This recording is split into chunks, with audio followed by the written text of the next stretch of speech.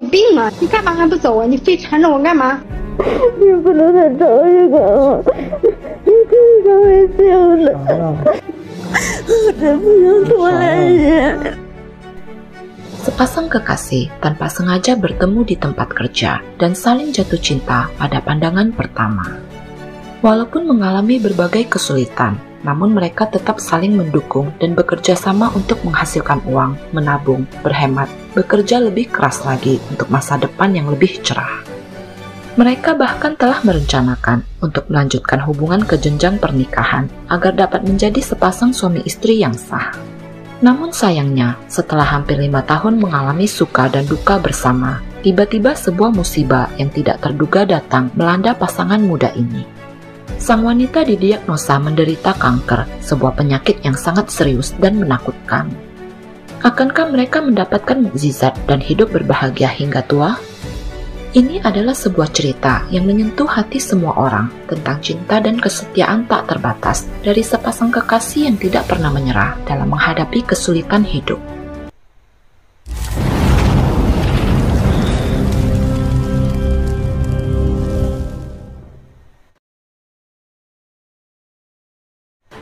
It's Delicious Story Time. Halo teman-teman, gimana kabar kalian semua? Semoga sehat dan bahagia selalu ya. Di video kali ini, JST akan menceritakan sebuah kasus yang berasal dari Provinsi Henan, Negara Republik Rakyat Tiongkok. Seperti apakah kasusnya? Yuk kita mulai!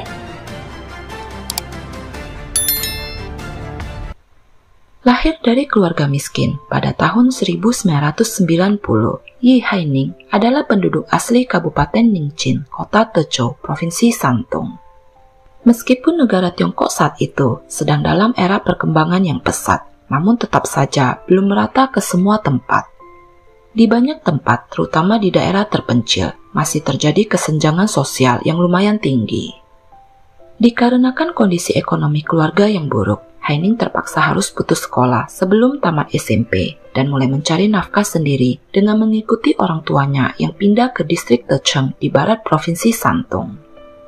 Pada bulan Oktober 2009, saat bekerja di sebuah pabrik di kota Yantai, Provinsi Shantung, Haining yang berusia 19 tahun diajak oleh beberapa temannya untuk pergi melihat seorang pekerja wanita yang baru saja bekerja di sana yang dikabarkan memiliki wajah yang cantik. Setelah sampai di lokasi tempat wanita itu bekerja, meski hanya melihatnya sekilas dari kejauhan, Haining sangat terkesan dengan wanita yang diketahui bernama Fan Huixiang itu. Selain memiliki wajah yang cantik, wanita itu juga berkulit putih dengan mata indah yang bersinar dan rambut hitam yang panjang yang semakin membuat Haining jatuh hati kepadanya. Tidak berapa lama kemudian, saat seorang teman Haining yang menyukai Huixiang mengajak Haining agar menemaninya untuk menyatakan cintanya kepada wanita cantik tersebut. Tanpa terduga, ternyata Huixiang malah jatuh hati kepada Haining. Mungkin inilah yang dinamakan takdir. Setelah pendekatan selama 2 bulan, mereka berdua akhirnya mulai berpacaran. Mengetahui kampung halaman Huixiang adalah Kabupaten Songxian, Kota Luoyang, Provinsi Henan, Haining awalnya berbohong dan mengaku dari Kota Luoyang juga agar mempermudah dirinya untuk mendekati Huixiang.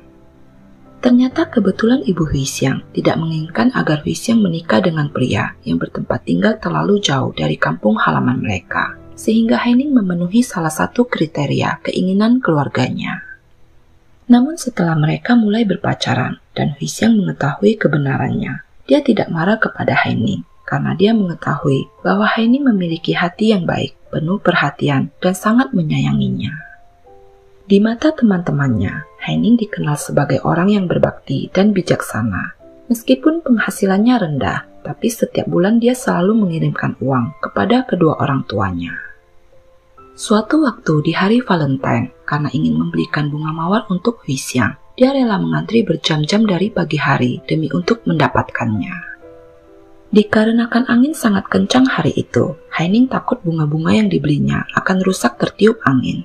Dia memeluk bunga tersebut dengan hati-hati dan menjaganya seolah-olah itu adalah harta karun yang sangat berharga baginya. Meski keduanya berada di pabrik yang sama, tapi asrama mereka berdua berjauhan, sehingga Haining setiap hari harus berjalan 40 menit untuk bisa sampai ke asrama pekerja perempuan. Namun selama dia bisa bertemu, berbicara, dan melihat senyuman di wajah Hui Xiang, semua kelelahan hari itu serasa hilang tak membekas sama sekali. Sementara itu, kehidupan masa kecil Fan Hui Xiang tidak jauh berbeda dengan Haining, bahkan boleh dibilang lebih malang daripada Haining. Hui Xiang lahir dari keluarga miskin yang masih memiliki pemikiran bahwa anak laki-laki lebih berharga daripada anak perempuan. Dikarenakan kondisi ekonomi yang sulit, setiap ada makanan ataupun pakaian yang bagus, kedua orang tuanya akan memberikan kepada saudara laki-lakinya terlebih dahulu, yang membuatnya semakin bersedih hati dan menderita sejak masih muda. Pada usia 16 tahun, Hui Xiang meninggalkan kampung halamannya untuk mulai bekerja di kota besar, dan akhirnya di usia 20 tahun, dia bertemu dengan Haining di kota Yantai. Pada tahun 2011, keduanya mengundurkan diri dari pabrik di Yantai dan berusaha mencari pekerjaan di tempat lain. Selama beberapa tahun, mereka telah pindah ke beberapa tempat untuk bekerja, antara lain kota Madya Tianjin, kota Tezhou, dan juga kota Jinan, ibu kota provinsi Shandong. Namun karena mereka berdua tidak memiliki latar pendidikan yang tinggi, sehingga sangat sulit sekali untuk bisa mendapatkan pekerjaan yang sesuai dengan keinginan mereka. Apalagi mereka sering berpindah tempat sehingga tidak mempunyai teman. Tabungan yang mereka kumpulkan selama beberapa tahun terakhir dengan cepat habis. Jumlah uang yang mereka miliki setiap bulan sangat minim sekali, sering sulit untuk bertahan hidup hingga akhir bulan.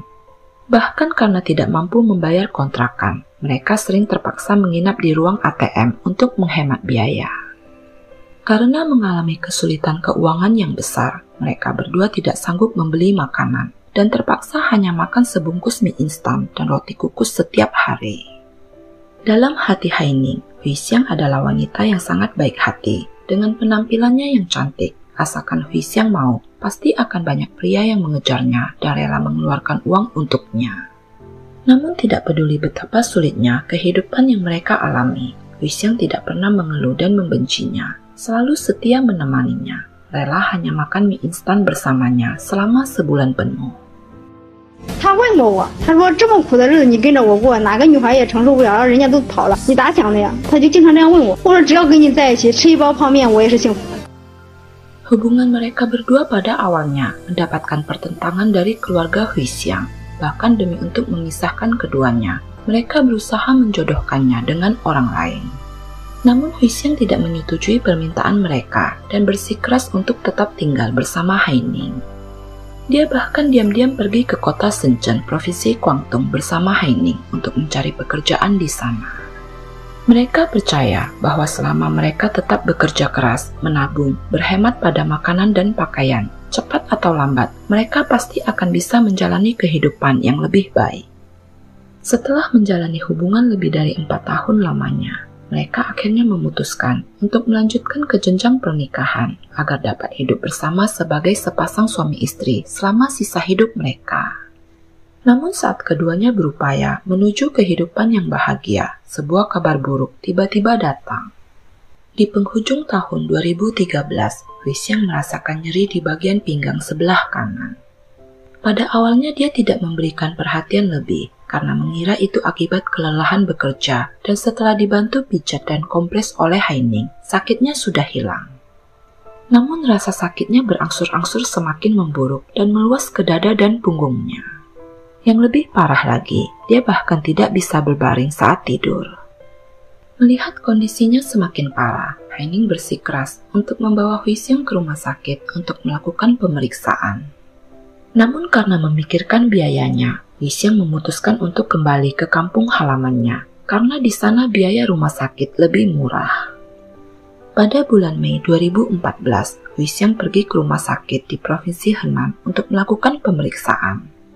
Tapi alangkah kaget, sedih, takut, dan berbagai macam perasaan berkecamuk di dalam dirinya ketika diberitahukan oleh dokter bahwa dia menderita adenokarsinoma metastatik stadium lanjut pada tulang belakang dadanya.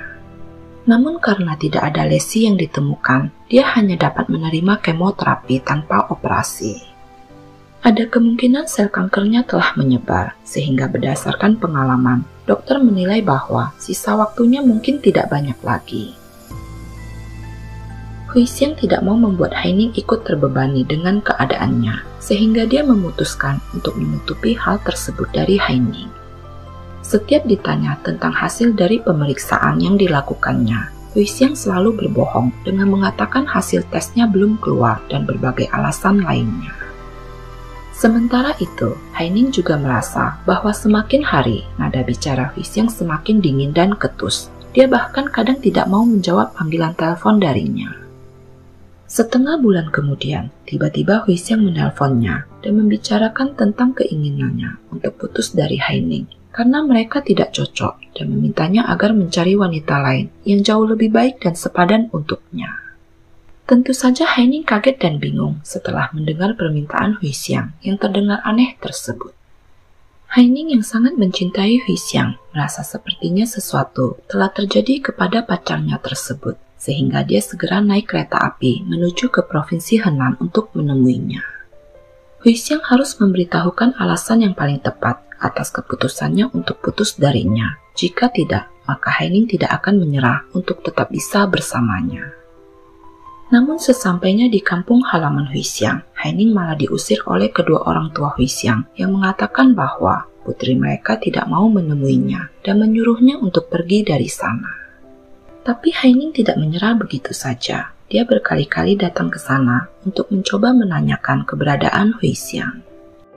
我同意是闺女脱离人家病，扔到晚期了，不能一直让人家再花钱，咱良心下不去。 Melihat kegigihan Haining, akhirnya kedua orang tuanya mengalah dan mengatakan kepadanya bahwa Hui Xiang sebenarnya sedang sakit dan sedang dirawat di Rumah Sakit Kanker Provinsi Henan sejak tanggal 28 Oktober 2014. Setelah mendengar kabar buruk tersebut, dia baru menyadari mengapa Hui Xiang sengaja menghindarinya dan meminta kedua orang tuanya untuk mengusir Haining setiap dia ke sana. Tanpa membuang waktu, Haining segera berangkat ke rumah sakit untuk menemui pacarnya tersebut. Saat Hui Xiang melihat Haining muncul di hadapannya sambil menahan nangis, dia memarahi Haining dan menyuruhnya agar pergi dari hadapannya. Namun tentu saja Haining tidak peduli dengan semua perkataan Hui Xiang karena dia sekarang telah mengetahui semuanya. Hui Xiang yang terlihat kurus dan telah kehilangan rambut indahnya karena kemoterapi yang dijalaninya semakin membuat Haining bertekad akan menjaga dan merawatnya dengan baik. Demi untuk membuat Haining marah, Hui Xiang sering bersikap kasar dan cuek kepadanya, menyuruhnya pergi sejauh mungkin. 有病啊！你干嘛还不走啊？你非缠着我干嘛？ 你不能再找一个了，你这个会死的。我真不想多来人。 Ibu Hui Xiang juga menyuruhnya agar pergi meninggalkan putrinya, tidak usah memperdulikan mereka. Tapi Haining tidak pernah menyerah. Berapa kali pun dia dimarahi dan diusir, dia pasti akan kembali ke sana lagi dan lagi. 你再不同意我们俩在一起，无所谓，只要他好了马上走，他好不了你谁都赶不住。 Haining bukan saja menolak untuk pergi, dia bahkan berhenti dari tempat kerjanya di kota Shenzhen agar bisa berada di samping ranjang rumah sakit untuk merawat Hui Xiang siang dan malam.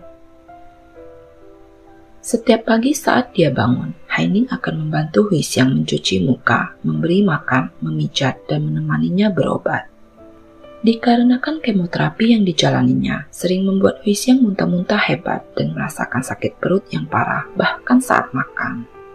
Setiap suap nasi yang ditelannya seperti memakan paku, menimbulkan rasa sakit di sekujur organ dalamnya. Namun Haining sangat sabar, dia menyuapin Hui Xiang sedikit demi sedikit, tidak pernah terburu-buru. Karena takut Hui Xiang merasa tidak nyaman berada di tempat tidur terlalu lama, Haining sesekali memijat tungkai kakinya untuk membuatnya rileks. Dia bahkan kadang tidak tidur sepanjang malam demi untuk menjaga Hui Xiang dengan baik. Dengan perhatian dan perawatan yang diberikan oleh Haining kepadanya, akhirnya lama-kelamaan, Hui Xiang tidak pernah menyebut tentang perpisahan lagi. Orang tuanya juga mulai mempercayai dan menerima Haining. Dihadapkan pada biaya pengobatan yang tinggi, Hui Xiang sempat berpikir untuk berhenti berobat agar tidak menjadi beban untuk semua orang. Untuk mengobati penyakit Hui Xiang, Haining mengeluarkan seluruh uang tabungannya sebesar 30.000 yuan atau sekitar 66 juta rupiah dari hasil pekerjaan yang selama ini dilakukannya. 2天就医能发生1万块钱，因为我早死1天就可以少花1天家里的钱，就可以减轻他们一点负担，我弟弟就可能结婚就有希望。 Dia kemudian melakukan semua pekerjaan paruh waktu yang melelahkan yang bisa didapatkannya, dan setiap kali mendapatkan uang, dia akan mentransfer semuanya ke rekening Ibu Hui Xiang. Dalam pandangannya, uang memang penting, tapi jika uang hilang, masih bisa dicari dan didapatkannya lagi. Tidak masalah jika dia harus hidup dalam kemiskinan. Namun tentu berbeda jika belahan hatinya yang hilang dan pergi selamanya. Tentu tidak ada lagi yang dapat dilakukannya. Selagi masih ada secercah harapan saja, dia harus berjuang, tidak akan menyerah begitu saja. Tidak peduli betapa berat dan melelahkannya pekerjaan yang dilakukannya, dia tidak pernah mengeluh di hadapan Hui Xiang. Dia selalu menatapnya sambil tersenyum dan menceritakan semua kisahnya untuk menghilangkan kebosanan dan berusaha menghibur dan membuat Hui Xiang bahagia. Ketulusan hati Haining terlihat oleh semua orang. Para pasien di ruang yang sama, semuanya memuji akan kebaikan, ketelatenan, dan perhatian besar yang diberikan olehnya kepada Hui Xiang. Namun Dewi Keberuntungan sepertinya tidak berpihak pada sepasang kekasih ini, karena kemoterapi yang dilakukannya, tubuh Hui Xiang semakin lama terlihat semakin lemah. Melihat hal ini, Haining segera membuat keputusan penting dalam hidupnya. Untuk membantu kekasihnya mendapatkan kembali semangat hidup, dia mengeluarkan buku registrasi rumah tangganya dan dengan tegas melamar Hui Xiang. 一直追求的目标就是能和他在一起，我一直就没有放弃过，从来就没有放弃过要跟他在一起。 Namun Hui Xiang menangis dan menolak dengan keras lamaran tersebut. Dia tidak mau membuat Haining semakin terbebani dan menderita karena dia. Mendapatkan penolakan tidak membuat Haining menyerah. Dia bahkan mengeluarkan cincin kawin dan memberikannya kepada Hui Xiang. Yang tidak disangka Hui Xiang adalah setelah mengetahui penyakitnya, orang tua Haining malah dengan tegas mendukung keputusan dan pilihan putra mereka. Meskipun pendapatan mereka tidak tinggi, namun mereka tetap berusaha semaksimal mungkin untuk mengumpulkan 20.000 yuan atau sekitar 44 juta rupiah dan memberikannya kepada Hui Xiang. Ibu Haining bahkan membelikan kurma merah yang dikabarkan dapat mengisi kembali darah untuk diminum Hui Xiang. Mereka juga mendiskusikan untuk membawa Hui Xiang kembali ke kota Tezhou, kampung halaman Haining, untuk memulihkan kesehatan ketika kondisinya sudah stabil. 要是说慧香是我的闺女，海宁是人家的儿子。要是我闺女又生病了，人家以后男孩子跑了，咱肯定也伤心啊。就是给孩子一个生的希望吧。 Mendapatkan dukungan dan kasih yang begitu besar, Hui Xiang akhirnya menyetujui lamaran Haining. 如果我的病真的能好，我要把他们当亲生父母的孝顺，因为他们没有女儿，他们把我当成自己的亲生女儿一样对待，他们没有让他的儿子抛弃我，没有劝他儿子放手。 Pada tanggal 3 November 2014, Haining mengajukan permohonan ke Biro Urusan Sipil Kabupaten Songxian, Provinsi Henan, dan memberikan 2 foto dirinya dan Hui Xiang, serta informasi yang relevan. Tapi sesuai aturan, akta nikah hanya bisa diterbitkan jika kedua calon pengantin hadir secara langsung di sana. Namun untunglah, setelah Haining menceritakan semua situasi yang dihadapinya, mereka memutuskan untuk melakukan sesuatu yang istimewa dengan mengirimkan 2 petugas pencatatan pernikahan pada keesokan harinya untuk pergi langsung ke rumah sakit melihat kondisi Hui Xiang dan memberikan akta pernikahan kepada mereka. Hui Xiang kelihatan sangat senang saat menerima 2 buku kecil berwarna merah tersebut. Matanya dipenuhi dengan kegembiraan. Perjalanan cinta mereka yang hampir 5 tahun akhirnya membuahkan hasil yang baik. Mereka akhirnya menjadi pasangan yang sah. Mereka kemudian memutuskan untuk menunggu sampai kondisi Hui Xiang sedikit lebih stabil sebelum melangsungkan pernikahannya. Ibu Hui Xiang memberikan minuman larutan nutrisi selama beberapa hari kepadanya. Dan setelah menjalani kemoterapi selama 6 kali, tubuh Hui Xiang akhirnya perlahan pulih, semangatnya tampak jauh lebih baik. Sementara itu, berita mengenai Haining yang akan menikah dengan Hui Xiang yang sedang sakit parah, selain menyebar ke seluruh rumah sakit kanker di Provinsi Henan, kisah cinta mereka juga menyebar di media. Para reporter berita berdatangan dari segala penjuru untuk mengetahui lebih rinci tentang kisah pasangan tersebut. Tak lama kemudian, berita tentang seorang gadis berusia 25 tahun penderita kanker dan pacarnya yang bersikeras untuk menikahinya viral di internet.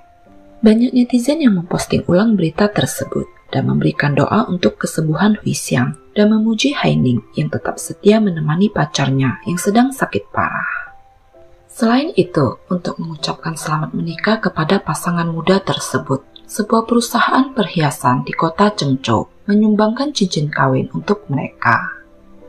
Sebuah studio fotografi pernikahan juga tergerak oleh kisah cinta keduanya dan memberikan satu set foto pernikahan untuk mereka secara gratis.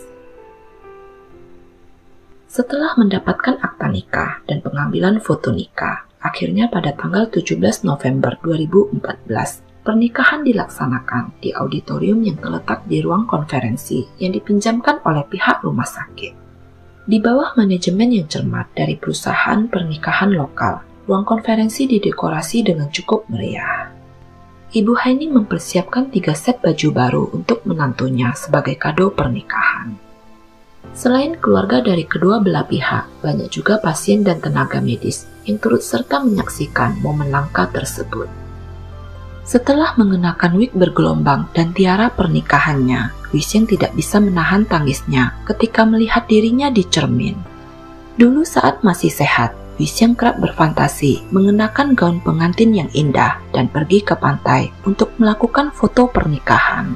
Namun ketika harinya tiba, sekarang dia malah hanya bisa mengambil gambar di koridor dan bangsa rumah sakit. Dia bahkan tidak bisa bergerak dengan leluasa. Namun Haining mencoba menghiburnya dengan mengatakan bahwa tidak masalah Hui Xiang botak atau berambut panjang, dia adalah pengantin yang paling cantik. Dengan bantuan ayahnya dan disaksikan oleh banyak kamera, Hui Xiang berjalan perlahan memasuki aula pernikahan, di mana di atas karpet merah terlihat Haining yang mengenakan jas sedang menunggunya sambil memegang bunga. Saat Hui Xiang berdiri di atas panggung dengan gaun pengantin putih pilihannya, semua yang hadir mulai menitikkan air mata dan memberikan ucapan selamat yang tulus kepada pasangan pengantin tersebut. Haining dan Hui Xiang mengucapkan janji suci pernikahan dan sambil menangis, Hui Xiang mengutarakan isi hatinya dan meminta restu kepada kedua orang tuanya.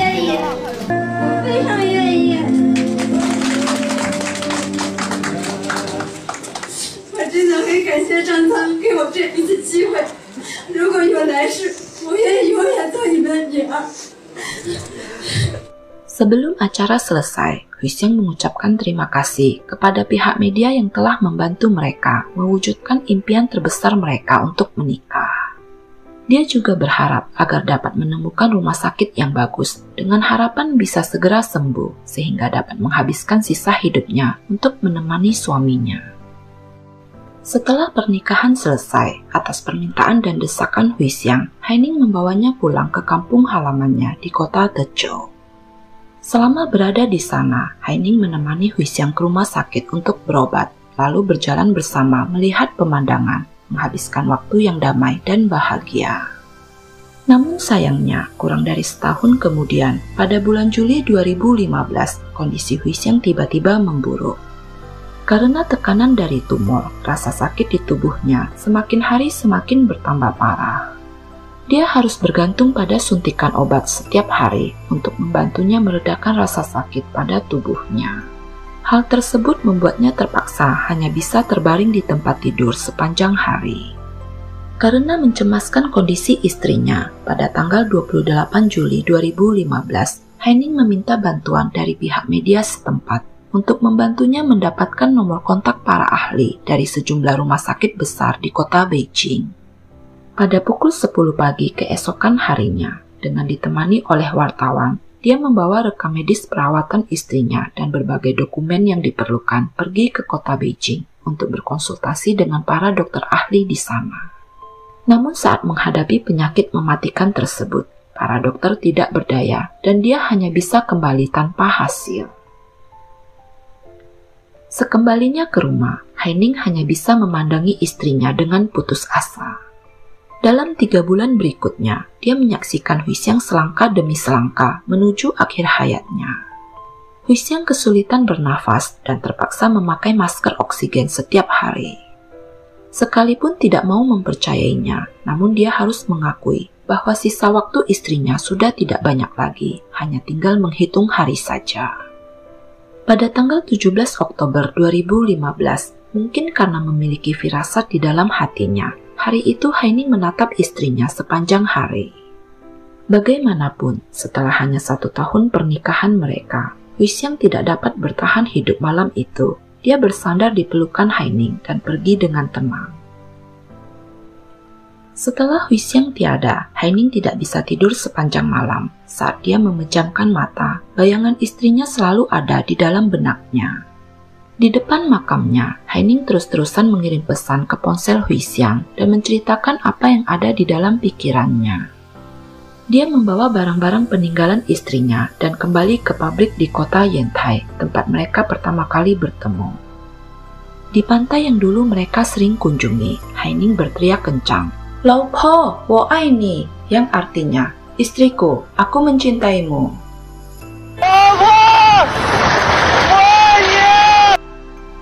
Angin laut yang menderu membuyarkan suaranya, hanya menyisakan sosok seorang Haining yang kesepian. Tidak tahu butuh berapa lama lagi bagi Haining untuk menerima kenyataan bahwa Hui Xiang telah pergi untuk selamanya. Dia mengerti bahwa meskipun cinta di antara keduanya berumur pendek, namun itu telah meninggalkan kenangan yang terbaik baginya, yang tidak akan pernah dapat dilupakan seumur hidupnya. Dia berjanji pada Hui Xiang akan bekerja keras dan menjalani kehidupan yang baik. Dia juga akan berusaha sebaik mungkin untuk merawat kedua orang tuanya dan juga orang tua Hui Xiang dengan baik. Melakukan lebih banyak perbuatan baik dan membalas budi dan kebaikan semua orang yang telah membantunya. Dikarenakan usia Haining yang masih muda, tidak dapat dipungkiri, banyak yang ingin mengenalkan pasangan kepadanya. Bahkan orang tua Hui Xiang berharap menantunya itu dapat menemukan dan menikah dengan wanita lain, namun dia menolaknya. Kini setelah 8 tahun lebih sejak kepergian Hui Xiang, Haining masih melajang. Dia sepertinya tidak berencana untuk menikah lagi, karena di hatinya hanya punya satu tempat untuk mendiang istrinya. Kemanapun dia pergi, Haining selalu membawa kartu identitas Hui Xiang, seolah-olah dia masih selalu bersamanya. Haining membuktikan bahwa walaupun raga telah terpisahkan oleh kematian, namun cinta sejati tidak akan pernah lekang oleh waktu. Demikianlah cerita tentang kisah perjalanan hidup sepasang kekasih yang sangat menyentuh dan menginspirasi tentang cinta sejati. Kematian meninggalkan kesedihan yang tidak dapat disembuhkan, namun cinta meninggalkan kenangan yang tidak dapat dicuri oleh siapapun juga. Hidup ini seperti buku, cover depan adalah tanggal lahir, cover belakang adalah tanggal kematian. Tiap lembar adalah hari-hari dalam hidup kita. Kita tidak pernah tahu kapan kematian akan menjemput kita, namun yang pasti kita tahu berapa banyak bekal yang kita miliki untuk menghadapnya. Bagaimana menurut teman-teman JST tentang kisah ini? Apa pendapat teman-teman tentang kesetiaan seorang Haining? Jangan lupa tulis di kolom komentar ya. Mohon maaf jika ada kata-kata yang salah dan tidak berkenan. Apabila suka dengan cerita ini, tolong bantu di like, share, dan subscribe ya. Oh ya, jangan lupa juga aktifkan lonceng notifikasi agar teman-teman bisa mendapatkan cerita terbaru dari JST. Akhir kata, stay safe, stay healthy, stay at JST. See you on next Jelicious Stories. Bye-bye. 没钱，你怎么办？我不能养个死家，我也不能吓唬他。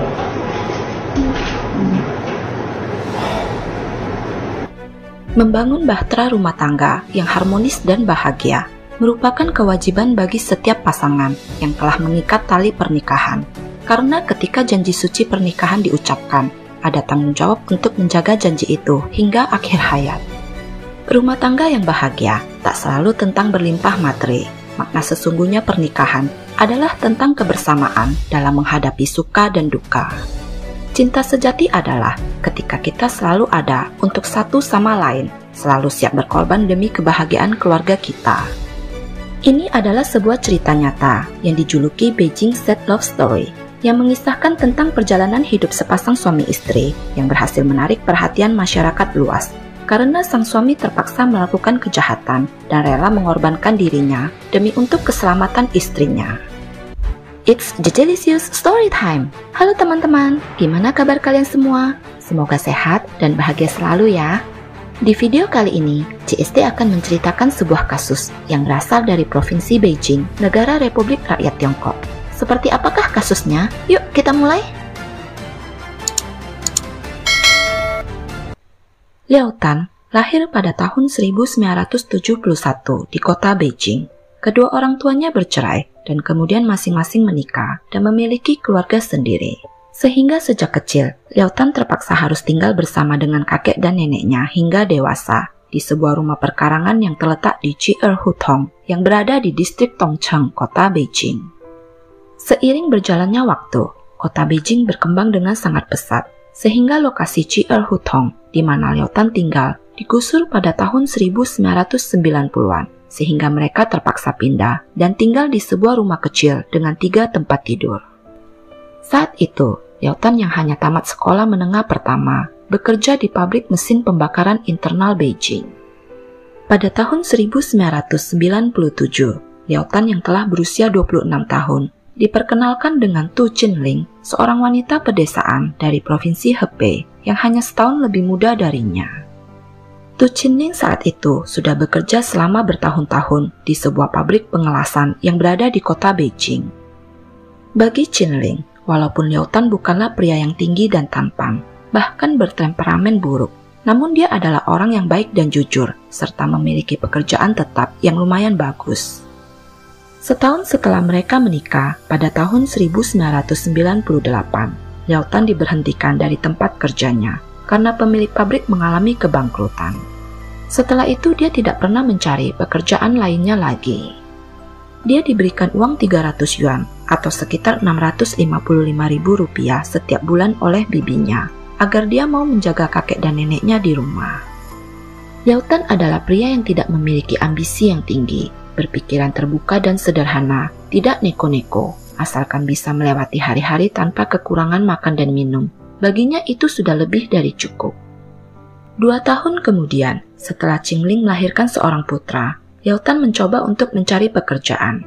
Namun dikarenakan terlalu lama menganggur, sehingga dia sulit mengikuti lagi intensitas kerja yang tinggi.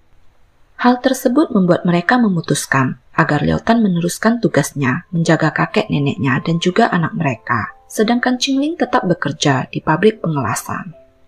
Tapi sayangnya, tidak berapa lama kemudian, pabrik tempatnya bekerja juga mengalami kebangkrutan, sehingga dia terpaksa mengalami hal yang sama seperti Liao Tan, diberhentikan dari tempat kerja dan menjadi pengangguran. Pada dasarnya, Qinling adalah seorang pekerja keras dan pantang menyerah, sehingga setelah dipecat, dia melakukan berbagai macam pekerjaan sekaligus, mulai dari menyulam, bekerja di pabrik isolasi, dan juga menjadi tukang urut di sebuah salon kecantikan setempat. Demi untuk mendapatkan penghasilan tambahan, Qinling enggan untuk istirahat di akhir minggu, tetap bekerja pada hari libur, dan bahkan menjadi pekerja paruh waktu di berbagai tempat. Berkat kerja kerasnya, dia bisa menghasilkan lebih dari 1.000 yuan, atau sekitar 2,2 juta rupiah per bulan, dan bisa menabung sedikit demi sedikit. Keinginan terbesar Qinling adalah bisa mendapatkan Beijing Household Registration, atau pendaftaran rumah tangga Beijing. Berdasarkan peraturan yang diterapkan di kota Beijing, untuk bisa mendapatkannya, seseorang harus sudah menikah lebih dari 10 tahun dan berusia di atas 45 tahun. Namun dikarenakan Qinling masih berusia 25 tahun saat menikah, itu berarti dia harus menunggu 20 tahun lagi untuk bisa mendapatkannya. Memasuki abad 21, seiring dengan harga perumahan di kota Beijing yang semakin lama semakin tinggi, kompensasi penggusuran lahan juga menanjak tinggi, sehingga tidak mengherankan jika banyak penduduk yang tinggal di daerah pinggiran kota yang lahannya digusur tiba-tiba berubah menjadi kaya mendadak. Namun sayangnya, keberuntungan tersebut tidak dirasakan oleh keluarga kecil Liao Tan. Pada tahun 2003, setelah kakeknya meninggal dunia, rumah yang mereka tempati dijual oleh bibinya. Liautan yang diberikan sedikit uang kompensasi hasil penjualan rumah, mulai menyewa sebuah rumah kecil sendiri. Setahun kemudian, pada tahun 2004, ada kerabat yang berbaik hati mau meminjamkan sebuah rumah berukuran 50 meter persegi yang berada di desa terpencil Langxingchuang, distrik Chaoyang, kota Beijing. Walaupun hidup pas-pasan, namun mereka melewati hari-hari dengan baik selama 3 tahun di lingkungan baru tersebut. Namun sepertinya kehidupan keluarga kecil ini akan mengalami perubahan yang sangat drastis karena 3 tahun kemudian, pada tahun 2007, Qingling didiagnosa menderita penyakit uremia. Jika diibaratkan uang bisa membeli kehidupan di dunia ini, maka hal itu jelas tercermin dari para pasien uremia. Penyakit gagal ginjal sangat sulit untuk disembuhkan. Jalan satu-satunya adalah menjalani perawatan dialisis rutin atau melalui transplantasi ginjal yang tentu saja memerlukan biaya yang sangat besar sekali. Di negara Tiongkok, penyakit uremia telah dimasukkan ke dalam asuransi kesehatan. Namun sayangnya, walaupun Qingling telah bekerja di berbagai tempat selama ini, pekerjaannya kebanyakan adalah pekerjaan kasar, tidak mempunyai kontrak kerja, bukan pekerja tetap, sehingga Qingling tidak memiliki asuransi kesehatan karyawan. Dia juga tidak memiliki registrasi rumah tangga di Beijing, sehingga tidak dapat mengakses sistem asuransi kesehatan Beijing. Mereka kemudian berpikir untuk membawa Qingling pulang ke kampung halamannya di Provinsi Hebei, agar dia bisa mendapatkan biaya medis dari sistem koperasi pedesaan di sana. Namun saat itu, mereka mengalami berbagai kesulitan saat berusaha mengurus surat-surat yang berhubungan dengan masalah kesehatan Qingling. Ditambah lagi Qingling harus menjalani perawatan dialisis 3 kali dalam seminggu. Dia tentu saja tidak tahan jika harus ikut Liautan ke berbagai lokasi untuk mengurus surat yang diperlukan, sehingga mereka memutuskan untuk membiayainya sendiri. Liautan yang setiap bulan hanya mendapatkan tunjangan hidup dari pemerintah sebesar 1.700 yuan atau sekitar 3,7 juta rupiah per bulan, sedangkan setiap sesi dialisis menghabiskan biaya sekitar 420 yuan atau sekitar 918.000 rupiah. Sehingga dalam sebulan, mereka harus menyiapkan biaya minimal 5.000 yuan atau sekitar 11 juta rupiah. Dengan biaya yang begitu besar, tentu saja membuat kehidupan keluarga kecil ini semakin hari semakin bertambah susah. Akibat pengobatan yang dijalaninya, Qingling yang belum berusia 40 tahun saat itu, dengan tinggi 150 cm, dan berat hanya 38 kg, dia kelihatan lebih tua dari usianya. Beberapa benjolan seukuran buah kenari kelihatan membengkak di lengan kanannya, yang diakibatkan oleh infeksi dari bekas lubang jarum dialisis yang membuatnya merasa sangat kesakitan sekali. Setiap ke rumah sakit untuk cuci darah, dibutuhkan waktu lebih dari 4 jam untuk naik bus pulang pergi, sehingga untuk sedikit menghemat waktu dan biaya, Liautan membeli sebuah motor roda 3 bekas untuk digunakan mengantar istrinya ke rumah sakit. Jika punya waktu lebih, dia juga bekerja sebagai tukang ojek di dekat rumah sakit dengan menggunakan sepeda motor roda 3-nya dengan penghasilan 50-60 yuan atau sekitar 100.000 sampai 130.000 rupiah sehari. Namun sayangnya, pada tahun 2012, sepeda motor roda 3-nya dicuri 2 kali berturut-turut yang membuatnya semakin kesulitan. Karena sakit, selain merajut aksesori wol kecil dan mencoba menjualnya untuk menambah sedikit penghasilan, Qingling tidak bisa melakukan pekerjaan apapun. Bahkan Liautan yang bertugas untuk mencuci baju dan memasak untuk mereka. Liautan mengajukan beberapa kartu kredit dan menarik uang tunainya, tapi tentu saja dia tidak sanggup membayarnya dan terpaksa meminjam kepada tetangga dan kerabatnya saat ditagih oleh pihak bank. Awalnya saat meminjam uang, dia tidak menyebutkan tentang penyakit istrinya kepada para tetangga dan kerabatnya, sehingga mereka meminjamkannya 10.000 hingga 20.000 yuan, atau sekitar 21,8 juta hingga 43,6 juta rupiah. Namun setelah mereka mengetahui alasan sebenarnya, mereka mengatakan bahwa penyakit istrinya tidak ada harapan sembuh dan memintanya untuk menyerah saja. Lebih baik sisa uang yang ada disimpan demi masa depan putranya. Saudaraku, tidak usah menyebut lagi uang yang telah saya pinjamkan kepadamu sebelumnya, tapi jangan datang lagi ke sini. Penyakit ini tidak ada harapannya, begitu kata mereka. 他跟我这么说的，说大哥，我钱我有，我这钱不是大风刮来的。他说今儿我再给你拿1万块钱，没吃没喝，孩子没学费，随时可以来。我大姐看病了，别跟我再争了。Tentu saja Liu-tan tidak setuju dengan ucapan mereka dan tetap bersikeras untuk memberikan pengobatan untuk istrinya. Liu-tan mengatakan bahwa dia memang tidak berpendidikan, hanya tamat sekolah menengah pertama saja, dan tidak mengerti tentang cinta, tapi dalam hatinya dia tahu apa arti dari berbagi suka dan duka. 同甘苦共患难，你明白吗？我就为感激他，我就为感激当初我下岗没有工作。他给我生了个孩子，挣钱养活我跟孩子这么多年。他病了，你不管他，你说合适吗？你是人吗？ Yang lebih buruk lagi, belakangan Liu-tan didiagnosa menderita diabetes, efusi pleura, dan TBC. Namun karena dia menganggap penyakitnya tidak akan membahayakan nyawanya, sehingga dia memutuskan untuk fokus pada pengobatan istrinya terlebih dahulu. Dikarenakan kesulitan keuangan yang semakin besar, dengan terpaksa Liu-tan mengganti jadwal cuci darah istrinya dari 3 kali seminggu menjadi hanya 2 kali saja. Saat Liu-tan merasa putus asa, sebuah pengalaman yang tidak disengaja terjadi saat dia melakukan pembayaran pengobatan dialisis istrinya. Prosedur pembayaran di rumah sakit Beijing pada saat itu adalah setelah dokter memberikan lembar tagihan, maka pasien atau anggota keluarganya akan membawa lembar tagihan tersebut ke bagian kasir untuk melakukan pembayaran. Setelah pembayaran selesai, lembar tagihan akan dicap dengan stempel resmi rumah sakit oleh kasir, dan kemudian lembar tagihan yang telah berstempel tersebut dibawa ke bagian dialisis untuk mendapatkan pengobatan. Suatu kali, setelah melakukan pembayaran di kasir, Liu-tan membawa lembar tagihan tersebut ke bagian dialisis. Namun ternyata kasir lupa memberikan cap stempel, sehingga staf di bagian dialisis mengatakan bahwa dia hanya bisa melakukan pengobatan andai sudah ada tertera stempel rumah sakit. Andai belum dicap, berarti dia menganggap bahwa itu belum lunas. Liu-tan masih belum membayarnya.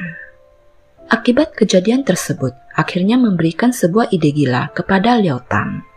Karena bagian dialisis hanya melihat adanya stempel dari bagian kasir sebagai tanda pelunasan, dan sepertinya antara kedua bagian tidak berkomunikasi dan berhubungan secara langsung. Dia berpikir, andai dia bisa membuat stempel yang sama persis seperti itu, maka tentu dia akan bisa mendapatkan perawatan gratis untuk istrinya tanpa harus mengeluarkan uang sama sekali. Demi istrinya, dia akhirnya memberanikan diri dan menguatkan hati untuk melakukannya. Pada bulan November 2007, Liu-tan menemukan sebuah iklan pembuat stempel di pinggir jalan dan membayar 100 yuan atau sekitar Rp218.000 untuk membuat stempel palsu rumah sakit.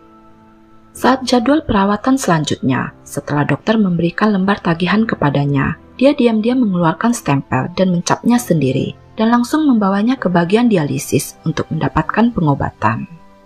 Saat pertama kali melakukannya, Liu-tan merasa sangat ketakutan, khawatir ketahuan, namun karena stempel palsu tersebut memiliki tingkat kemiripan yang tinggi, sulit dibedakan oleh staf rumah sakit dengan mata telanjang, sehingga perbuatannya tidak ketahuan sama sekali. Setelah beberapa kali lolos, akhirnya membuat Liu-tan semakin berani untuk melakukannya. Qingling sempat beberapa kali bertanya kepada Liu-tan dari mana dia bisa mendapatkan biaya pengobatan. Namun Liu-tan dengan santai berkata bahwa dia punya solusinya, Qingling tidak perlu khawatir soal itu. Pada tahun 2008, daerah tempat tinggal di mana Liu-tan melakukan pendaftaran rumah tangga memberikan bantuan biaya medis untuk penyakit berat bagi masyarakat golongan sangat miskin di pedesaan dan perkotaan. Dengan batas biaya tahunan maksimal hanya sebesar 30.000 yuan atau sekitar 65,5 juta rupiah. Itu berarti bantuan tersebut cukup untuk biaya perawatan Qingling selama lebih dari setengah tahun, sehingga Liu-tan tidak tergantung sepenuhnya pada stempel palsu yang dibuatnya. Selama dia mempunyai uang, Liu-tan akan tetap membayarnya dengan biaya sendiri. Namun jika benar-benar sudah tidak memiliki uang sama sekali, barulah dia akan menggunakan stempelnya. Dengan cara ini, Liu-tan berhasil mengelabui rumah sakit selama lebih dari 4 tahun. Itu juga berarti istrinya juga hidup dengan baik selama 4 tahunan ini. Pada bulan September 2011, Rumah Sakit Beijing meningkatkan sistem pendaftarannya, sehingga perbuatan Liu Tan akhirnya ketahuan juga. Mereka langsung melaporkan perihal kecurangan tersebut kepada pihak kepolisian. Setelah beberapa bulan melakukan penyelidikan, Liu Tan pun akhirnya ditetapkan sebagai tersangka. Pada pukul 16 sore, tanggal 21 Februari 2012, Liu Tan tiba di Rumah Sakit Beijing untuk melakukan perawatan dialisis Qingling seperti biasanya. Saat tiba di ruang dialisis, dia dikelilingi oleh 3 orang polisi yang melakukan penyamaran. Setelah menunjukkan kartu anggota kepolisian, mereka mengatakan akan mengajukan beberapa pertanyaan kepada Liu Tan. Liu Tan segera mengerti apa yang sedang terjadi saat itu juga. Pada pukul 22 malam, polisi membawa Liu Tan pulang ke rumahnya di desa Langxingchuang untuk mengumpulkan bukti. Setibanya di rumah, polisi melihat keadaan rumah yang gelap dan sempit. Terdapat banyak sekali barang-barang yang menumpuk dan berantakan di mana-mana. Begitu membuka pintu dan masuk ke dalam, terdapat banyak botol-botol pil bertumpuk di atas meja. Di luar jendela terdapat banyak barang rongsokan dan botol-botol kosong yang dikumpulkan oleh Qingling. Ketika memandang ke arah Qingling, ia sangat tersiksa oleh penyakit yang dideritanya, sehingga membuatnya kelihatan tua dan kusam. Petugas polisi yang menangani kasus tersebut dengan cepat memahami kesulitan Liu Tan. 到我们家一推门，那警察就跟那，哎呀，这小亮你就生活这个环境，他说我真不知道，他说你别怪大哥，我干这个工作挣这份钱，今儿必须给你带走，好吧？我说行。临走给孩子搁点钱，我说我不要，别，说这不是警察给的，就是大哥给你的，我是咱们当个做个朋友，好吧？ Awalnya Qingling tidak mengetahui apa yang telah dilakukan oleh suaminya. Namun setelah beberapa kali menelpon ke kantor polisi, dia baru mengerti apa yang telah terjadi, dari mana biaya perawatannya selama 4 tahun itu berasal. Memikirkan suaminya yang telah bertindak konyol demi untuk dirinya, Qingling merasa sangat bersalah dan sedih. Anak mereka yang masih kecil tidak bisa berhenti menangis mencari ayahnya yang tidak pulang ke rumah. Selama Liu Tan ditahan, dikarenakan anaknya tidak dapat merawatnya dengan baik dan membawanya ke rumah sakit, Qingling beberapa kali mengalami kritis. Untunglah ada tetangganya yang memanggil ambulan, sehingga dia masih bisa selamat. Selama 14 hari ditahan, dikarenakan Qingling harus melakukan cuci darah dan tidak ada yang merawatnya. Pada tanggal 8 Maret 2012, Liu Tan dibebaskan dengan jaminan sambil menunggu persidangan.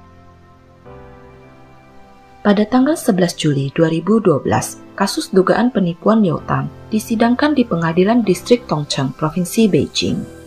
Selama persidangan, jaksa penuntut mendakwa bahwa mulai dari bulan November 2007 hingga September 2011, selama hampir 4 tahun, Liu Tan diketahui telah melakukan penipuan untuk menyediakan perawatan dialisis bagi istrinya sebanyak 400 sesi di sebuah rumah sakit di Beijing. Menggelapkan biaya pengobatan rumah sakit tersebut sebesar lebih dari 172.000 yuan atau sekitar 373 juta rupiah. Jaksa berpendapat bahwa perilaku Liu Tan merupakan kejahatan penipuan dan merekomendasikan agar pengadilan menjatuhkan hukuman penjara antara 3 hingga 10 tahun. Menanggapi dakwaan jaksa dan rekomendasi hukuman tersebut, Liu Tan mengaku bersalah dan mengatakan tidak keberatan. Dia tahu konsekuensi dari perbuatannya, tapi dengan melakukan ini, setidaknya dia bisa menjaga agar istrinya tidak meninggal terlebih dahulu, begitu katanya. Berbicara tentang kondisi istrinya, Liu Tan menutupi wajahnya dan menangis berkali-kali sambil berkata, "Saya benar-benar terpaksa melakukan ini karena saya tidak punya pilihan." Setelah sidang berlangsung lebih dari 1 jam, pengadilan menunda dan menetapkan hari putusan. Pengacara Liu Tan juga secara aktif berusaha mencari hukuman percobaan untuknya.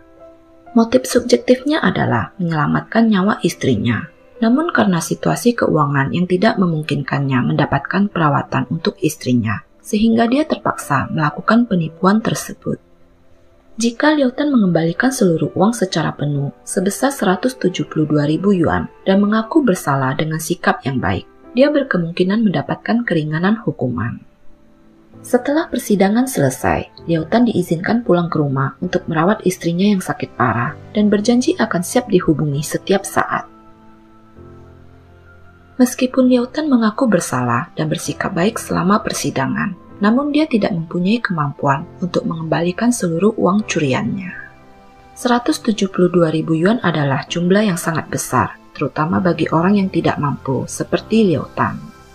Namun setelah kejadian tersebut diberitakan di media, sehingga menarik perhatian orang, banyak yang tergerak oleh sikap Liao Tan yang tetap setia menemani istrinya, tidak meninggalkannya dalam keadaan sakit parah. Semua orang mengetahui akan kejahatannya, namun di sisi lain, perbuatannya didorong oleh rasa putus asa dan keinginannya untuk melindungi keluarganya, yang membuat orang sangat bersimpati kepadanya. Sejak saat itu, nasib keluarganya pun berangsur-angsur berubah menjadi lebih baik. Para simpatisan mengirimkan sumbangan sebesar 35.000 yuan atau sekitar 76,7 juta rupiah kepada Liao Tan. Setelah menerima uang tersebut, Liao Tan segera mengirimkan uangnya kepada pengadilan. Seorang anggota komite tetap Konferensi Konsultatif Politik Rakyat Kota Zhuhai, Provinsi Guangdong, yang bernama Chen Lihao, berbicara secara eksklusif melalui media Weibo dan mentransfer 172.000 yuan kepada Liao Tan untuk membantunya mengembalikan uang kepada rumah sakit. Jika masih ada sisa uang setelah dibayarkan, maka akan diserahkan kepada keluarga Liao Tan untuk dipergunakan dalam kehidupan sehari-hari. Pada tanggal 13 Juli 2012, foto Liao Tan dipajang di situs Weibo dan kemudian dibuka penerimaan donasi melalui platform kesejahteraan masyarakat mikro dengan batas donasi maksimal 500.000 yuan atau sekitar 1,1 miliar rupiah. Dana yang terkumpul akan disalurkan langsung ke rumah sakit oleh sebuah yayasan. Jumlah tersebut lebih dari cukup untuk biaya perawatan dialisis Qingling selama 10 tahun. Pada tanggal 16 Juli 2012, setelah menerima semua sumbangan sosial, Liao Tan telah mengembalikan semua biaya ke rumah sakit Beijing. Pada pagi hari tanggal 7 Desember 2012, Pengadilan Distrik Tongcheng, Provinsi Beijing, membacakan putusannya atas kasus tersebut dan menghukum Liao Tan 3 tahun penjara karena penipuan, masa percobaan selama 4 tahun, dan denda 3.000 yuan atau sekitar 6,5 juta rupiah. Setelah putusan pengadilan tersebut, selama masa percobaan, Liao Tan kembali ke rumah untuk terus menjaga istri dan putranya, memenuhi tanggung jawab sebagai suami dan ayah. Dengan bantuan yang diterimanya, kini mereka tidak perlu khawatir lagi soal uang. Meskipun Qingling sudah mendaftarkan diri untuk transplantasi ginjal di rumah sakit, namun karena kurangnya sumber ginjal di kota Beijing, dia belum juga bisa mendapatkan ginjal yang cocok untuknya. 4 tahun kemudian, pada tahun 2016, masa percobaan Liao Tan akan segera berakhir, dan Qingling juga sebentar lagi akan berusia 45 tahun, sehingga bisa mendapatkan kartu registrasi rumah tangga dan asuransi kesehatan Beijing yang didambakannya. Namun sayangnya, sepertinya semua itu tidak akan terjadi. Pada tanggal 16 Mei 2016 malam, setelah selesai menjalani cuci darah, saat dalam perjalanan pulang dari rumah sakit, Liao Tan melihat ada warung di pinggir jalan yang menjual sate kambing, sehingga mereka pun berencana untuk mampir makan sebentar. Saat itu Qingling bercanda dengan Liao Tan. Dia mengatakan, "Aku tidak akan mati meskipun kamu mati duluan." Liao Tan menjawab istrinya, sambil tersenyum dia mengatakan, "Justru bagus, karena itu berarti apa yang kulakukan selama beberapa tahun terakhir ini tidak sia-sia." Setibanya di rumah, Qingling merasa sedikit pusing, sehingga Liao Tan menyuruhnya untuk berbaring dan tidur lebih awal. Setelah hampir 10 tahun ini, Liao Tan selalu memahami akan kondisi fisik istrinya. Setiap kali Qingling pulang dari cuci darah, dia akan merasa sedikit tidak nyaman, sehingga Liao Tan malam itu tidak menganggap rasa pusing istrinya sebagai suatu masalah besar.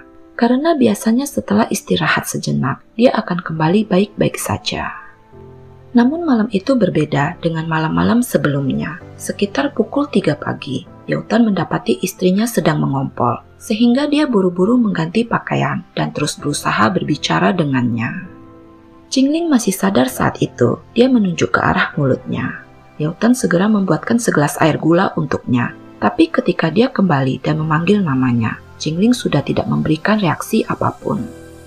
Liao Tan berlari keluar untuk mencari tetangganya yang berprofesi sebagai seorang dokter untuk memeriksanya dan kemudian segera mengantarkannya ke rumah sakit. Ketika berada di ruang ICU, dokter meminta agar Liao Tan mempersiapkan mentalnya sehingga dia menyadari bahwa kemungkinan istrinya tidak akan bisa bertahan hidup kali ini. Dia segera menelpon putranya yang telah berusia 16 tahun agar bisa menemui ibunya untuk yang terakhir kalinya. Setelah sekitar 40 menit menjalani pemeriksaan, sekitar pukul 4 pagi, Qingling berhenti bernafas dan meninggal dunia karena infark miokard mendadak sebagai akibat dari komplikasi gagal ginjal dan fungsi organ tubuh. Setelah meninggal dunia, semua anggota keluarga istrinya diberitahukan mengenai kabar duka tersebut dan mereka segera datang ke kota Beijing agar bisa melihat Qingling untuk terakhir kalinya. Awalnya Liao Tan berencana untuk menguburkan istrinya di kota Beijing, namun harga kuburan yang per meter perseginya mencapai 50.000 yuan atau sekitar 110 juta rupiah, berada di luar jangkauan kemampuan Liao Tan. Sehingga setelah dikremasi pada tanggal 18 Mei 2016, Liao Tan membawa Abu Qingling pulang kembali ke kampung halaman istrinya di Kabupaten Yixin, Provinsi Hebei untuk dimakamkan. Putra Liao Tan yang saat itu berusia 16 tahun dan bersekolah di sekolah menengah teknik jurusan ilmu komputer, terlihat cemberut di dalam mobil sambil memegang abu ibunya tanpa mengucapkan sepatah kata pun. Dia yang pada dasarnya memang pendiam, menjadi semakin diam dan bahkan tidak makan sedikit pun hari itu. Tu Qingling meninggalkan kampung halamannya pada usia 18 tahun dan pergi ke kota Beijing untuk mencoba mengubah nasibnya. Dia bekerja keras, menikah, dan memiliki anak di kota Beijing. Berkat usaha suaminya, serta dukungan dan kepedulian masyarakat, Qingling berjuang melawan penyakit dan menjalani perawatan selama 9 tahun di kota Beijing juga. Namun sayangnya, dia tetap tidak bisa tinggal di sana setelah meninggal dan terpaksa harus kembali ke kota asalnya. Setelah Qingling meninggal, dari hasil donasi yang 500.000 yuan yang berhasil terkumpul, masih ada sisa sekitar 37.000 yuan yang akhirnya digunakan untuk membayar biaya pemakamannya.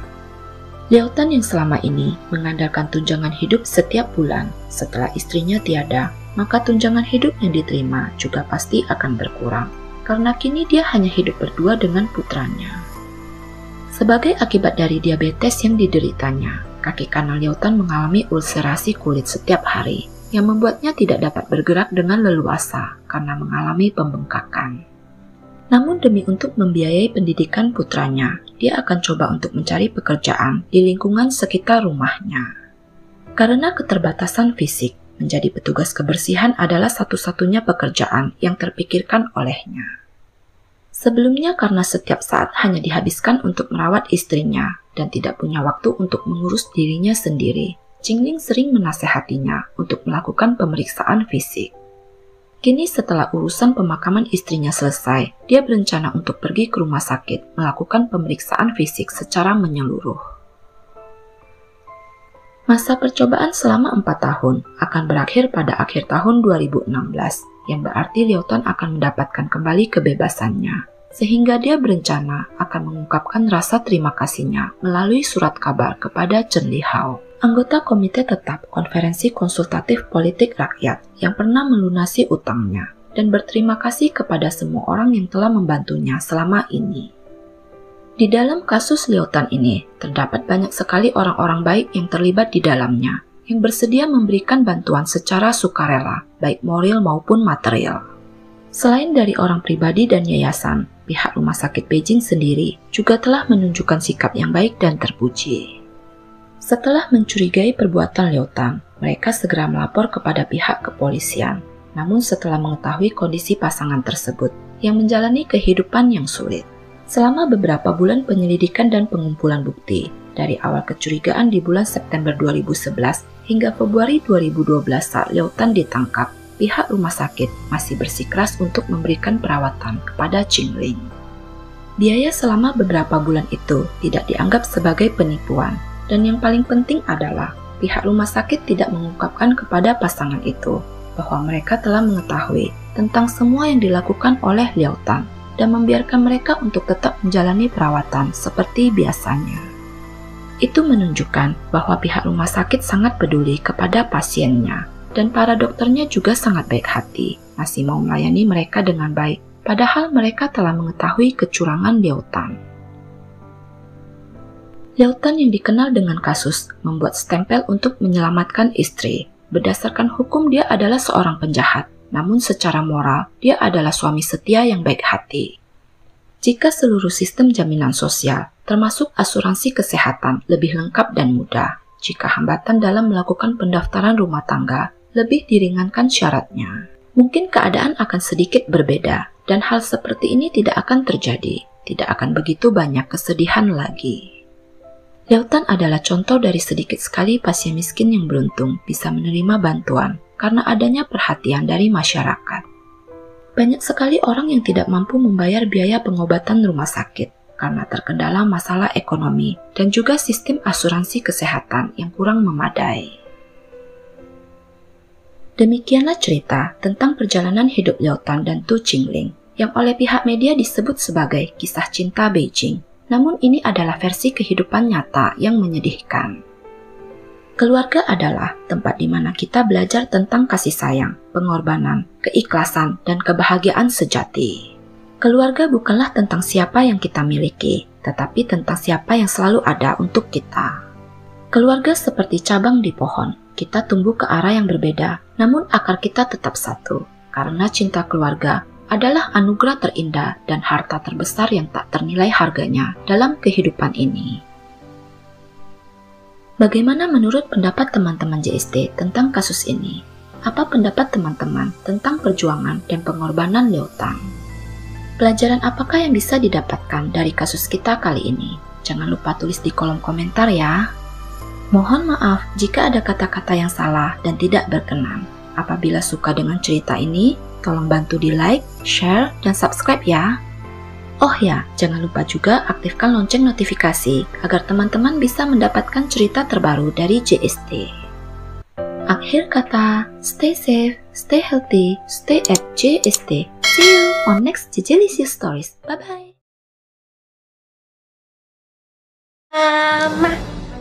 Mama. Hanya memberi, tak harap kembali. Itulah cinta tanpa syarat dari seorang ibu kepada anaknya.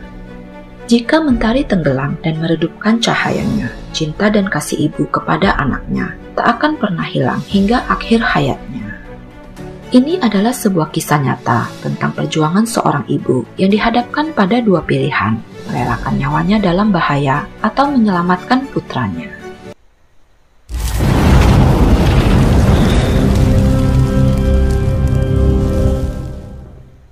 It's Jejelicious Story Time. Halo teman-teman, gimana kabar kalian semua? Semoga sehat dan bahagia selalu ya.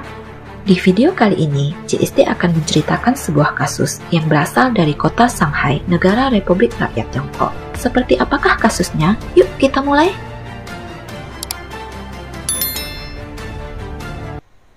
Pada musim semi tahun 2016, seorang reporter dari Shanghai TV membantu seorang wanita bernama Zhang Lijin untuk melakukan sesi rekaman untuk Xiao Longpao, anaknya yang baru berusia 1 bulan. Lijin membuat total 18 video ucapan selamat ulang tahun untuk anaknya, mulai dari usia 1 tahun hingga 18 tahun. 小笼包，今天是2016年12月3日，对不对？我们小笼包1周岁啦！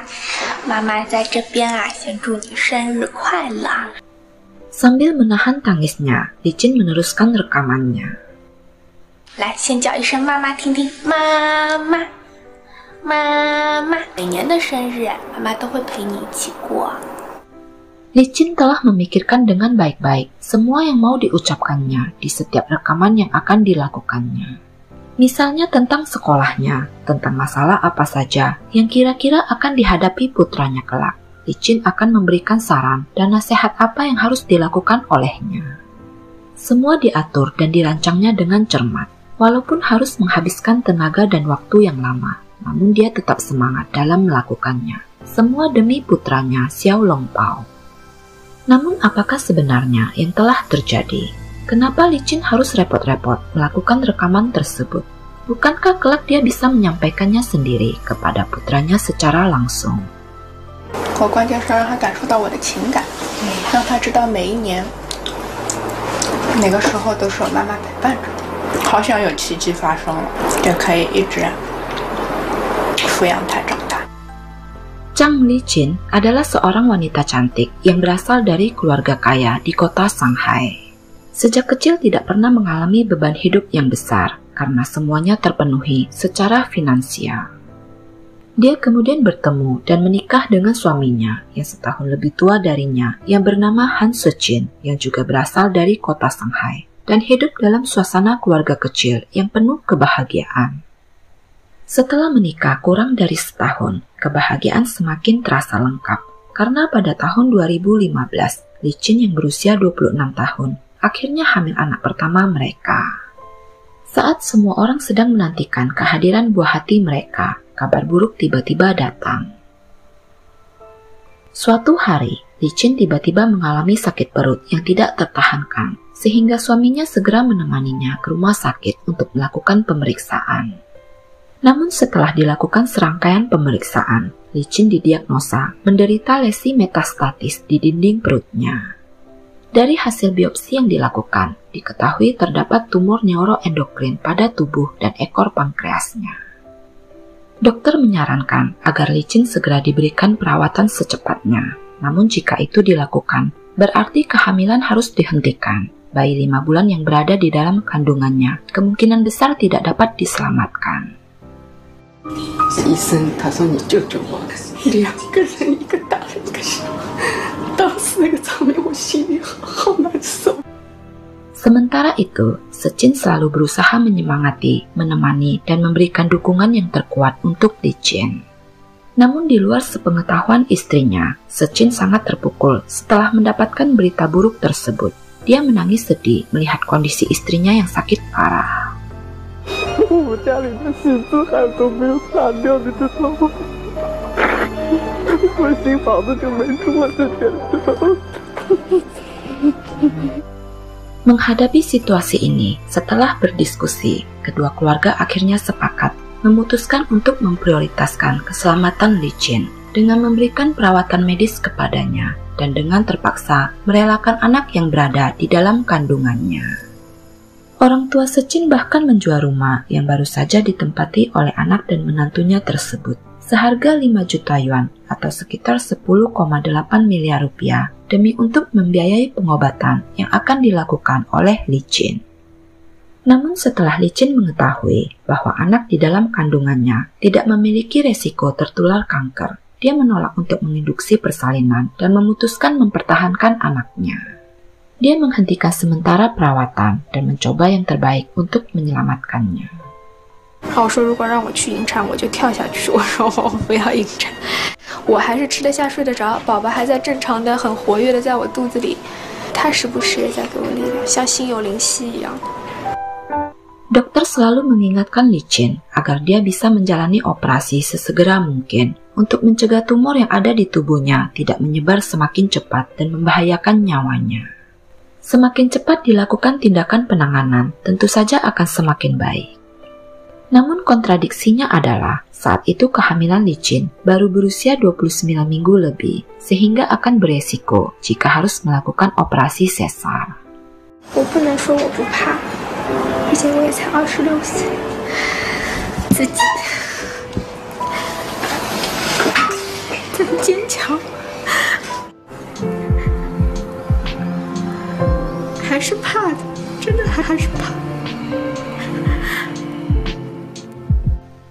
Setelah diskusi dilakukan oleh kedua keluarga dengan para dokter, akhirnya diputuskan bahwa walaupun harus mendapatkan pengobatan kanker secepat mungkin, namun agar bayi tersebut memiliki peluang yang lebih besar untuk bertahan hidup, maka operasi sesar baru akan dilakukan dalam seminggu ke depan. Lijin menamai bayinya Han Heming dan memberikan julukan Xiaolongbao kepadanya, yang berarti naga kecil tersayang. 亲爱的小笼包，可能不到1周左右的时间，你就要出生啦。我们给你起小名呢，叫小笼包。因为爸爸呢是属龙的，妈妈是属蛇的。那你是我们的宝贝，由于妈妈身体情况有一些特殊，所以宝宝你不得不面临要早产的。反正不管怎么样，妈妈爱你。Licin yang mengalami gizi buruk menyebabkan berat badannya saat hamil bahkan tidak mencapai 50 kg, sehingga itu tentu akan mempengaruhi kesehatan bayi yang ada di dalam kandungannya juga. Oleh karena itu, walaupun mengalami rasa mual setiap hari, namun dia harus bertahan dan memaksakan diri untuk tetap bisa makan dengan porsi yang lebih besar. 我老公才27岁，我26岁，我不可能叫他一辈子就这样子一个人过，他老了他也要有人陪。 Pada tanggal 3 Desember 2015, pukul 7:30 pagi, tepat di hari ke-211 kehamilannya, Licin dibawa masuk ke dalam ruang operasi. Namun Xiaolongpao yang lahir prematur dengan berat hanya 1 kg saja, menyebabkan paru-parunya belum berkembang sempurna. Pernafasannya tidak stabil, mati lemas bisa terjadi kapan saja. Sehingga begitu lahir, dokter dengan cepat melakukan intubasi dan melakukan usaha penyelamatan. Dokter berusaha melakukan yang terbaik untuk menyelamatkan putra Licin, karena bagaimanapun anak itu akan memberikan dukungan untuk Licin agar dia bisa tetap semangat hidup dan kuat dalam menghadapi penyakit yang dideritanya. Sebelum Xiaolongpao dimasukkan ke dalam inkubator dan dikirim ke unit perawatan intensif neonatal Rumah Sakit Anak Shanghai, dokter mengangkat dan mendekatkannya ke pipi Licin dan membiarkannya mencium pipi ibunya selama beberapa saat. 生命终结了，也应该要把他带到这个世界上来看看。好歹我活了26年了，他还没有来世界看过一眼呢。 Pada tanggal 9 Desember 2015, hari ke-6 setelah melahirkan, Licin dipindahkan dari bangsal kebidanan dan ginekologi ke Departemen Bedah Pankreas untuk bersiap-siap melakukan operasi.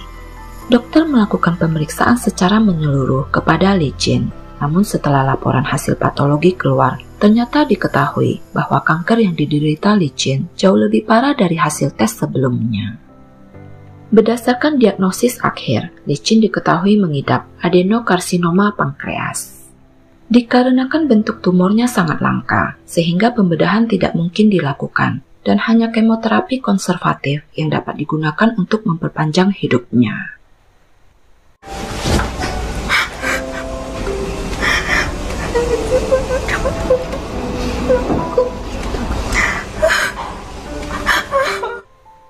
Sebelum melakukan kemoterapi, Licin memposting sebuah foto selfie di WeChat Moments dengan disertai kalimat, "Nasib sudah ditakdirkan, saya ditakdirkan untuk menghadapi musibah ini. Keberuntungan akan berubah, tolong beri saya keberuntungan dan izinkan saya menghabiskan lebih banyak waktu dengan suami dan anakku. Saya ingin mendengar anakku memanggilku ibu." Licin menyatakan keinginannya untuk meninggal di rumah atau di tempat indah lainnya daripada di rumah sakit. 如果生命到了最后的时刻，我不希望自己是死在病床上，最后要走，要么就是在家里走，因为家是最温暖的地方，要么就是在一个美丽的地方。 Sementara itu, Sechin mengetahui fakta bahwa sel darah putih istrinya tidak berkurang setelah dilakukan kemoterapi terhadapnya, bahkan semakin bertambah banyak. Menyadari mungkin waktu istrinya sudah tidak banyak lagi, tinggal menghitung hari saja, Sechin memutuskan untuk membawa istrinya pulang untuk menghabiskan hari-hari terakhirnya bersama seluruh anggota keluarga di rumah. 家里也有大电视看，又有暖被窝钻，可舒服了。 Pada tanggal 3 Januari 2016, walaupun saat itu putra mereka masih dirawat di rumah sakit, namun mereka merayakan sebulan kelahirannya dengan pesta kecil yang sederhana di rumah bersama seluruh anggota keluarga. Setelah Xiaolongpao berusia 1 bulan, keduanya segera pergi ke unit perawatan neonatal untuk mengunjunginya. Ini adalah pertama kalinya mereka melihat putranya sejak dilahirkan. Dengan mata berkaca-kaca, Licin bernyanyi untuknya. 我的宝贝，宝贝，给你一点甜甜，让你整夜都好眠。Karena takut setelah dia meninggalkan dunia ini untuk selamanya, putranya akan tumbuh dewasa tanpa kasih sayang seorang ibu. Sehingga dia memutuskan untuk meninggalkan kenangan dengan melakukan rekaman video selamat ulang tahun untuknya hingga putranya berusia 18 tahun. 我觉得录视频也不错，然后他每年看到我都是年轻的样子。他说我已经20了啊，我已经30了，我已经50了，哎呀，我娘还是这么年轻的在给我过生日。 Pada tanggal 30 Januari 2016, Xiao Longpao akhirnya diperbolehkan keluar dari rumah sakit dan dibawa pulang ke rumah. Namun sayangnya, di saat yang sama, salah satu mata licin tiba-tiba kehilangan penglihatannya, tidak dapat melihat apapun lagi. Hal tersebut membuat Sechin merasa sangat bersedih hati karena kondisi istrinya. Namun Licin berusaha menghiburnya dengan mengatakan bahwa dia sangat bersyukur karena masih dapat melihat dengan mata yang satunya lagi. Bersyukur karena masih dapat berbicara seperti biasa. Indera pendengaran dan perasa masih berfungsi dengan baik dan otaknya juga masih normal. Pada malam tahun baru 2016, seluruh keluarga besar berkumpul untuk mengambil foto keluarga sebagai kenang-kenangan. 我甚至想跟他说，我说你现在是我的儿媳，我们把你看成是自己的女儿。我说下辈子你做我的女儿，那还是去做我的女婿。 Licin juga mengucapkan terima kasih kepada kedua mertuanya yang telah menjaga dan menyayanginya dengan sepenuh hati. 只是说我真的希望可以报答你们，报答所有爱我的家人，所以我一定努力，我一定要活下去。 Pada saat ulang tahun pernikahan mereka yang kedua, Sechin membawa istrinya ke sebuah restoran Prancis mewah yang berada di kota Shanghai untuk menikmati makan malam romantis yang indah bersama. Namun setelah itu, kondisi Licin semakin hari semakin bertambah parah. Dia mulai mengalami muntah yang parah setelah makan. Seluruh tubuhnya terasa sakit, bahkan saat mandi, tumor telah menyebar ke banyak organ di dalam tubuhnya. Karena merasa waktunya tidak banyak lagi, yang paling dikhawatirkan adalah putranya yang masih kecil. 妈妈不论是在你身边，还是在天上，在任何地方，都是最爱你的，最牵挂你的，也是会一直守护你的。 Melihat kondisi istrinya yang semakin hari semakin lemah, Sechin memutuskan untuk mengundurkan diri dari tempat kerjanya dan bepergian keliling dunia bersama istrinya, menghabiskan waktu yang sangat berharga bersama-sama. Namun sayangnya, semua kebahagiaan itu tidak dapat bertahan lama, karena pada bulan November 2016, sebelum sempat melihat putranya merayakan ulang tahunnya yang pertama, Chang Licin akhirnya menghembuskan nafasnya yang terakhir di tempat kelahirannya di kota Shanghai. Namun 4 tahun kemudian, beredar rumor yang menyebutkan bahwa hanya kurang dari 1 tahun setelah Licin tiada, suaminya telah menikah kembali dengan wanita lain dan bahkan putra mereka yang masih kecil telah diadopsi oleh sepupunya. Hal tersebut menjadi perbincangan hangat di dunia maya. Netizen banyak yang menuduh Sechin sebagai seorang pria egois dan tidak berperasaan. Istri baru meninggal beberapa bulan, tapi dia sudah punya kekasih baru.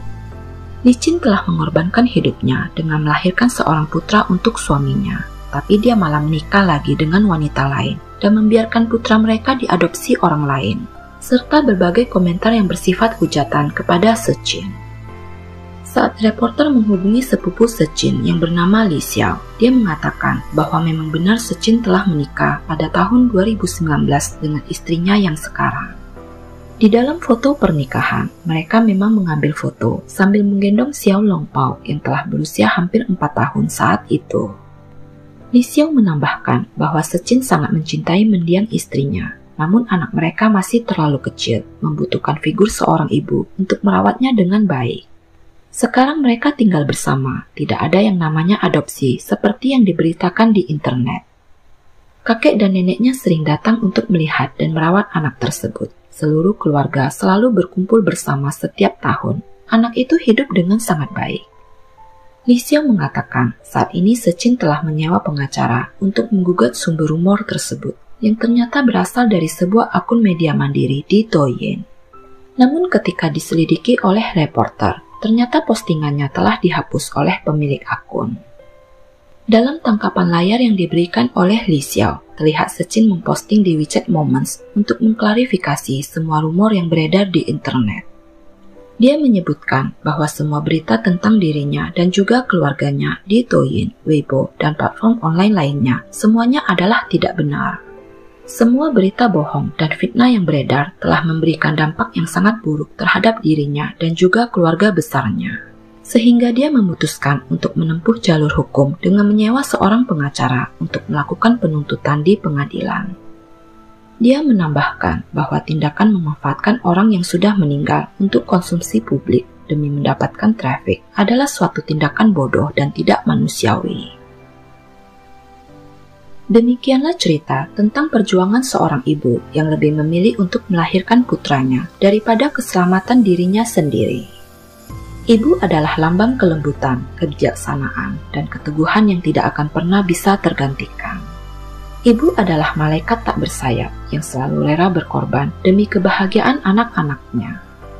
Chang Lichin membuktikan bahwa kasih sayang seorang ibu tidak mengenal batas, bahkan sanggup melintasi ruang dan waktu. Bagaimana menurut pendapat teman-teman tentang perjuangan dan pengorbanan seorang Chang Lichin?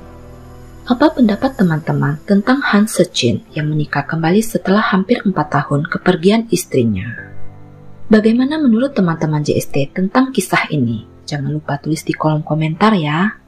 Mohon maaf jika ada kata-kata yang salah dan tidak berkenan. Apabila suka dengan cerita ini, tolong bantu di like, share, dan subscribe ya. Oh ya, jangan lupa juga aktifkan lonceng notifikasi agar teman-teman bisa mendapatkan cerita terbaru dari JST. Akhir kata, stay safe, stay healthy, stay at JST. See you on next Jejelicious Stories. Bye-bye!